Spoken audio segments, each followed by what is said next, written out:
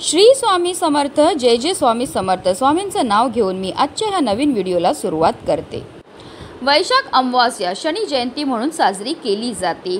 या दिवशी सूर्यपुत्र असलेल्या शनीचा जन्म झाला होता. शनी हा 9 ग्रहापैकी महत्त्वाचा ग्रह मानला जातो. तसेच शनी हा न्यायाचे प्रतीक मानले जाते. यंदा 2025 मध्ये 26 मे म्हणजेच सोमवारी आहे शनैश्चर जयंती. याच दिवशी वैशाख सोमवती अमावास्येचे व्रत देखील केले जाणार आहे. आयुष्यातील सर्व अडथळे दूर करण्यासाठी शनिदेवाची पूजा करणं फलदायी ठरतं. शनिदेवाची पूजा केल्याने जीवनात सकारात्मक बदल होतात आणि अनेक समस्या दूर होतात. शनिदेवाला न्याय देवता मानले जाते, त्यामुळे त्यांची पूजा केल्याने व्यक्तीला न्याय मिळतो आणि त्याचे जीवन सुधारते. शनी जयंतीच्या दिवशी दान करणं शुभ आणि फलदायी मानले जाते. या दिवशी काळे तीळ, काळे उडीद, काळे कपडे, लोखंडी वस्तू, स्टीलची भांडी, ब्लँकेट इत्यादी गरजूंना दान करून शनिदेव प्रसन्न होतात.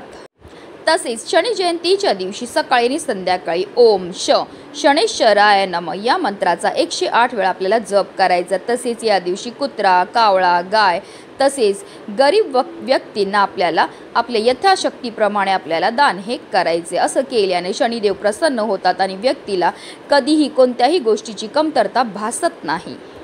शनी जयंतीच्या दिवशी सर्वार्थ सिद्ध योगासह त्रिपुष्कर योग, मालव्य यासारखे राजयोग तयार होत आहेत. आणि या शुभ योगांमध्ये जर आपण काही विशेष उपाय केले तर त्यामुळे शनिदेव लवकर प्रसन्न होतात.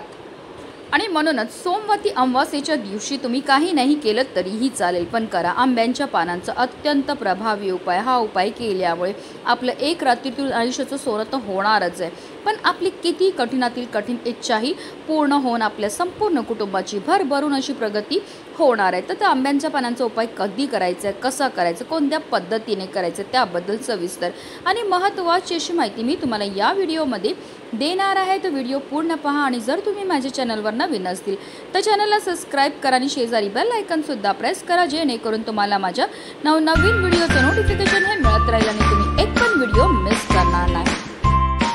ज्योतिषशास्त्रात आंब्याच्या झाडाला मंगळाचा कारक असे वर्णन केले आहे. हा मेष राशीचा वृक्ष मानला जातो, त्यामुळे शुभ कार्यात त्याची पानं वापरणं शुभ मानलं जातं. त्याशिवाय पूजा पूर्ण होत नाही. आंब्याची पानं पूजेच्या कळशामध्ये ठेवण्यासाठी वापरली जातात आणि पूजेच्या विधीत पाणी अर्पण करण्यासाठी आंब्यांच्या पानांचा वापर करतात. लग्न समारंभात वधूवरांना समृद्धी आणि प्रजन क्षमता मिळावी यासाठी आंब्यांच्या पानांचा वापर केला जातो. हवनासाठी सुद्धा आंब्यांच्या लाकडाचा वापर हा केला जातो. आंब्याचे लाकूड शुद्धता, प्रजनन आणि दैवत्याचे प्रतीक मानले जाते. आंब्याचे झाड प्रेम, संपत्ती, प्रजनन आणि अमरत्वाचे प्रतीक आहे. धार्मिक मान्यतानुसार हनुमानाला आंबा खूप आवडतो आणि ज्या ठिकाणी आंब्यांच्या पानांपासून किंवा आंब्यांपासून काही प्रभावी उपाय केले जातात त्या घरावर विशेषतः बजरंगबलीची कृपाही होत असते. कोणतेही वाईट गोष्टी शुभ कार्यामध्ये अडथळे आणू शकत नाही. तसेच आंब्याचे झाड हे गणेश आणि लक्ष्मी यांसारख्या देवांना प्रसन्न करण्यासाठी सुद्धा वापरले जाते. तसेच आंब्याच्या झाडाला साक्षात महादेवांनी वरदान दिले की ज्या घरामध्ये सुद्धा आंब्यांच्या पानांपासून किंवा आंब्यापासून काही प्रभावी उपाय किंवा सेवा केल्या जातील त्या घरावर अखंड माता लक्ष्मीची कृपाही होणार आहे. आणि अमावास्येच्या दिवशी आपण आवर्जून माता लक्ष्मीची पूजाही करत असतो.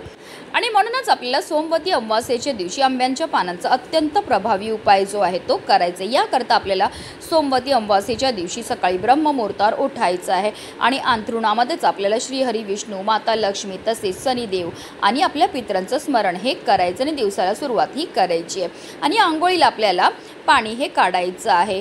आंघोळीच्या पाण्यामध्ये आवर्जून आपल्याला गंगाजल आणि काळे तेल टाकून स्नानही करायचे. त्यानंतर आपल्याला स्वच्छ वस्त्र हे परिधान करायचे. सर्वप्रथम देवघरामध्ये दिवा हा प्रज्वलित करून घ्यायचा आहे, कारण कोणतीही सेवा किंवा कोणताही उपाय जर आपण अग्नीच्या साक्षीने केला तर त्यामध्ये आपल्याला निश्चित सफलताही प्राप्त होत असते.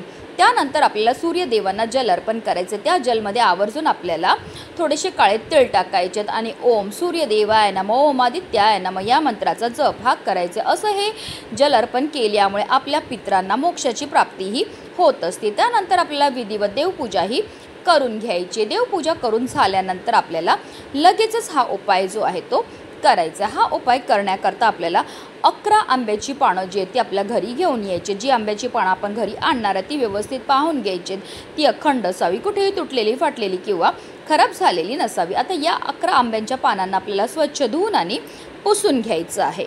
हा उपाय करायच्या अगोदर आपल्याला सर्वप्रथम आपल्या मुख्य प्रवेशद्वार स्वच्छ पुसून घ्यायचं आहे, कारण आपल्या घराचं मुख्य प्रवेशद्वार हे आपल्या घराचं सर्वस्व असतं। आपल्या घरामध्ये कोणतीही चांगली गोष्ट, वाईट गोष्ट, लक्ष्मी, अलक्ष्मी, सकारात्मकता, नकारात्मकता आपल्या मुख्य प्रवेशद्वारामधनंच येत असते। म्हणून आपल्याला काय करायचं आहे, कळशामध्ये स्वच्छ पिण्याचं पाणी हे भरून घ्यायचं। त्या पाण्यामध्ये आपल्याला थोडीशी हळद टाकायची आहे आणि असं हे जल जे आहे ते आपल्या उंबरठ्यावर, त्याचबरोबर उंबरठ्याच्या बाहेर आणि मुख्य प्रवेशद्वारावर आपल्याला शिंपडायचं आहे।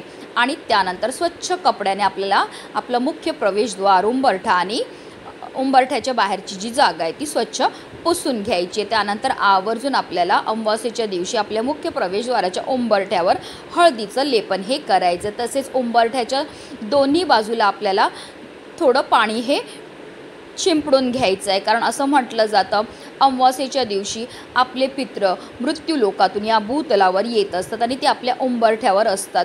आणि जेव्हा असं हे जल आपण आपल्या उंबरठ्यावर शिंपडतो तर त्यामुळे ते जल ते ग्रहण करत असतात आणि ते तृप्त होतात। आता जी 11 आंब्याची पानं आपण घेऊन आले त्या प्रत्येक आंब्याच्या पानावर आपल्याला हळदीने एक टिळा हा लावायचा आहे। हळदीने टिळा लावल्यामुळे आपल्या कुंडलीतील ग्रह जो आहे तो बलवान होतो, ज्यामुळे आपल्या जीवनामध्ये असणाऱ्या आर्थिक समस्यांपासून आपल्याला मुक्तताही मिळत असते। त्यानंतर आपल्याला या 11 आंब्यांच्या पानांपासून एक तोरण हे तयार करून घ्यायचं आणि असं हे तोरण जे आहे ते आपल्याला आपल्या मुख्य प्रवेशद्वारावर लावायचं आहे। असं हे तोरण आपल्या मुख्य प्रवेशद्वारावर लावल्यामुळे आपल्या घरामध्ये जो पण व्यक्ती प्रवेश करतो त्याच्यासोबत केवळ सकारात्मक ऊर्जाच प्रवेश करते, कारण अमावास्येच्या दिवशी नकारात्मक शक्तींचा प्रभाव खूप जास्त असतो। असं हे आंब्याचं पानांचं तोरण जेव्हा आपण आपल्या मुख्य प्रवेशद्वारावर लावतो तर त्यामुळे आपल्या घरामध्ये कोणत्याही प्रकारचे वाईट शक्तींचा प्रभाव पडत नाही। आपल्या घरामध्ये असणारी जी अलक्ष्मी ती घरातनं काढता पाय करून निघून जाते, कारण आंब्यांच्या पानांना साक्षात महादेवांनी वरदान दिले की ज्या घरामध्ये सुद्धा आंब्यांच्या पानांपासून काही प्रभावी उपाय किंवा सेवा केल्या जातील त्या घरावर अखंड माता लक्ष्मीची कृपाही होणार आहे। आणि म्हणूनच व्हिडिओ जास्तीत जास्त लोकांपर्यंत शेअर करा, जेणेकरून प्रत्येकाच्या आयुष्याचं कल्याण हो हीच मनामध्ये इच्छा। श्री स्वामी समर्थ। जय जय स्वामी समर्थ।